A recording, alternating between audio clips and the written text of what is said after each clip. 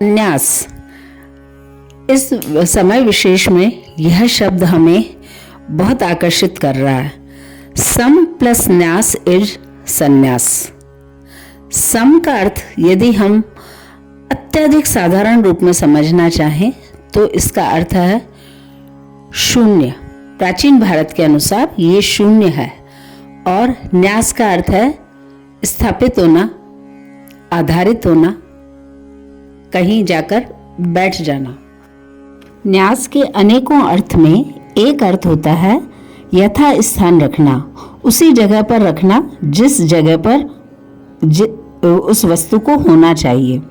तो अर्थात इसका अर्थ हुआ कि शून्य में से जीवन अवतरित हुआ है और शून्य में ही पुनः विलीन हो जाएगा, और जीवन में रहते हुए उसी शून्य में खुद को जाकर बनाए रखना, उसके साथ रहना संन्यास कहलाता है। भारत में संन्यास की परंपरा कितनी पुरानी है इसे इंगित करना असंभव कार्य है, क्योंकि हम उसे खोज नहीं पाएंगे। पौराणिक ग्रंथों के अनुसार ब्रह्मा की मानसिक सृष्टि में उनके पुत्र जन्मजात सन्यासी ही होते थे। तो क्योंकि वो जन्मजात सन्यासी होते थे तो वो अपना काम अधूरा भी छोड़ देते थे, क्योंकि उन्हें कहीं पहुंचने की उत्सुकता नहीं होती थी। उसके बाद उन्होंने जैविक सृष्टि की रचना की, जिसे मैथुनी सृष्टि माना जाता है, और इसमें दो विरोधी तत्वों को मिलाकर स्त्री और पुरुष नाम दिया गया उन्हें, और उनकी सहायता से जैविक रचना शुरू की गई। और क्योंकि वो दो विरोधी थे किंतु वो मूल रूप से एक ही थे, भगवान शिव के ही वो रूप हैं, तो इस प्रकार से विरोधी होते हुए एक दूसरे में तल्लीन होने की कोशिश करना भी जीवन जिस योजना को पूरा करने के लिए बनाया गया त्रिदेवों द्वारा, उसकी संभावना खड़ी हो सकी। यद्यपि यह कार्य भी देवताओं के लिए अत्यंत कठिन सिद्ध हो रहा था, दुरूह कार्य सिद्ध हुआ ये। और इसकी हम अनेकों प्रसंग इस विषय को लेकर हम पौराणिक ग्रंथों में पढ़ते हैं, और जीवन में हम देखते भी हैं कि जब भी किसी नए काम को शुरू किया जाता है तो वो हमारे लिए बहुत कठिन हो जाता है। एक परंपरा बन जाती है तो फिर स्वाभाविक रूप से वह कार्य करना हमारे लिए अपेक्षाकृत आसान होता है। भारत के संन्यास परंपरा ने भारत के सांस्कृतिक जीवन को एक लंबा और सक्षम जीवन दिया है। हमारा सांस्कृतिक जीवन, इसकी चेतना हमें विश्व की प्राचीनतम संस्कृतियों में एक बनाती है।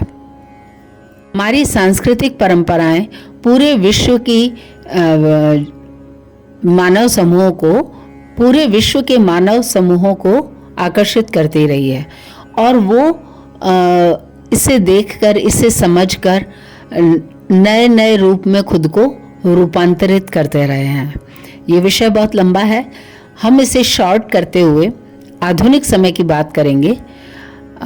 आधुनिक भारत में मध्य युग से यदि हम देखें तो सबसे पहले हमें जो सन्यासी ऐतिहासिक प्रमाणों के साथ हमें जो सन्यास परंपरा मिलती है वो है आदि शंकराचार्य द्वारा स्थापित परंपरा। इस परंपरा ने हमारी सामाजिक चेतना को, हमारी सांस्कृतिक चेतना को किस प्रकार से सक्षम और सुदृढ़ रखा, अन्य विश्व में पाई जाने वाली अन्य सांस्कृतिक परंपराओं की तुलना में ये एक विषय है, और ये हमारे लिए एक विरासत है। हम उन भाग्यशाली लोगों में हैं जिनको ऐसी इतनी सक्षम विरासत मिली है, और इस विरासत को आने वाली पीढ़ियों ने अलग अलग प्रकार से समय और स्थान के अनुसार उसे बनाए रखा और विकसित भी किया। अनेकों अनेकों अनेकों नामों में यदि हम आधुनिक भारत की तरफ आते हैं तो स्वामी विवेकानंद, उसके बाद में स्वामी दयानंद सरस्वती, मैं आदरणीय शिवानंद जी का भी नाम बहुत आदर से लेती हूँ, क्योंकि वो उनका लेखन ऐसा लेखन था जिसने मुझे आज से करीब 35-40 साल पहले इस विषय में रुचि पैदा की। और उसके बाद जे कृष्णमूर्ति हैं और अनेकों अनेकों नाम हैं।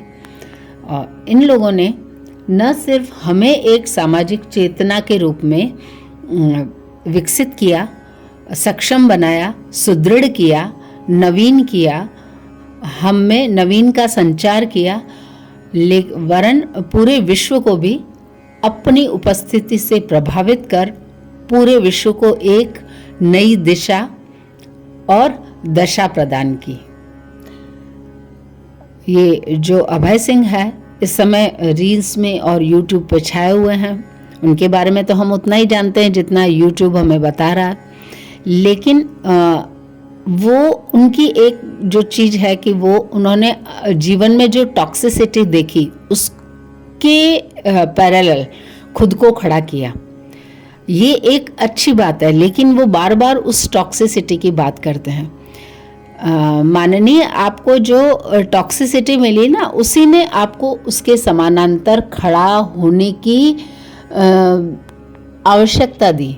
आवश्यकता आविष्कार की जननी है। आप तो विज्ञान पढ़े हैं, आपको पता है। और जो बच्चे बाहर से सब कुछ ठीक दिखने वाले परिवारों में या भीतर भी सब कुछ ठीक होता होगा, पलते बढ़ते हैं, वो रोबोटिक होते हैं।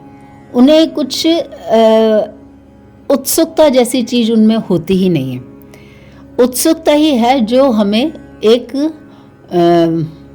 प्राणी के रूप में हंसना, रोना, मुस्कुराना, दुखी होना, सुखी होना, कोशिश करना, प्रयास करते रहना जैसे विशेष गुणों से समृद्ध करती है। ये विशेष गुण उत्सुक लोगों के पास ही आते हैं। जो रोबोटिक हैं वो इन गुणों से अनजान रह जाते हैं, दूर खड़े रह जाते हैं। मानव समूहों को, पूरे विश्व के मानव समूहों को आकर्षित करती रही है और वो इसे देखकर, इसे समझकर नए नए रूप में खुद को रूपांतरित करते रहे हैं। ये विषय बहुत लंबा है, हम इसे शॉर्ट करते हुए आधुनिक समय की बात करेंगे। आधुनिक भारत में मध्य युग से यदि हम देखें तो सबसे पहले हमें जो सन्यासी ऐतिहासिक प्रमाणों के साथ हमें जो सन्यास परंपरा मिलती है वो है आदि शंकराचार्य द्वारा स्थापित परंपरा। इस परंपरा ने हमारी सामाजिक चेतना को, हमारी सांस्कृतिक चेतना को किस प्रकार से सक्षम और सुदृढ़ रखा, अन्य विश्व में पाई जाने वाली अन्य सांस्कृतिक परंपराओं की तुलना में ये एक विषय है और ये हमारे लिए एक विरासत है। हम उन भाग्यशाली लोगों में हैं जिनको ऐसी इतनी सक्षम विरासत मिली है और इस विरासत को आने वाली पीढ़ियों ने अलग अलग प्रकार से समय और स्थान के अनुसार उसे बनाए रखा और विकसित भी किया। अनेकों अनेकों अनेकों नामों में यदि हम आधुनिक भारत की तरफ आते हैं तो स्वामी विवेकानंद, उसके बाद में स्वामी दयानंद सरस्वती, मैं आदरणीय शिवानंद जी का भी नाम बहुत आदर से लेती हूँ, क्योंकि वो उनका लेखन ऐसा लेखन था जिसने मुझे आज से करीब 35-40 साल पहले इस विषय में रुचि पैदा की। और उसके बाद जे कृष्णमूर्ति हैं और अनेकों अनेकों नाम हैं। और इन लोगों ने न सिर्फ हमें एक सामाजिक चेतना के रूप में विकसित किया, सक्षम बनाया, सुदृढ़ किया, नवीन किया, हम में नवीन का संचार किया, वरन पूरे विश्व को भी अपनी उपस्थिति से प्रभावित कर पूरे विश्व को एक नई दिशा और दशा प्रदान की। ये जो अभय सिंह है इस समय रील्स में और यूट्यूब पे छाए हुए हैं। उनके बारे में तो हम उतना ही जानते हैं जितना यूट्यूब हमें बता रहा है, लेकिन वो उनकी एक जो चीज़ है कि वो उन्होंने जीवन में जो टॉक्सिसिटी देखी उसके पैरेलल खुद को खड़ा किया। ये एक अच्छी बात है, लेकिन वो बार बार उस टॉक्सिसिटी की बात करते हैं।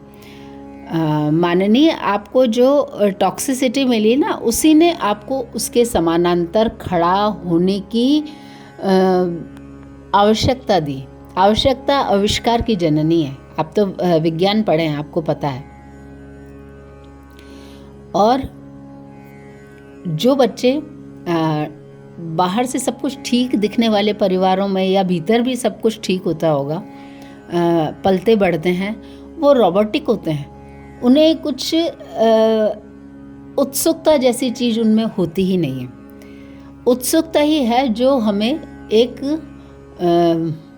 प्राणी के रूप में हंसना, रोना, मुस्कुराना, दुखी होना, सुखी होना, कोशिश करना, प्रयास करते रहना जैसे विशेष गुणों से समृद्ध करती है। ये विशेष गुण उत्सुक लोगों के पास ही आते हैं। जो रोबोटिक हैं वो इन गुणों से अनजान रह जाते हैं, दूर खड़े रह जाते हैं।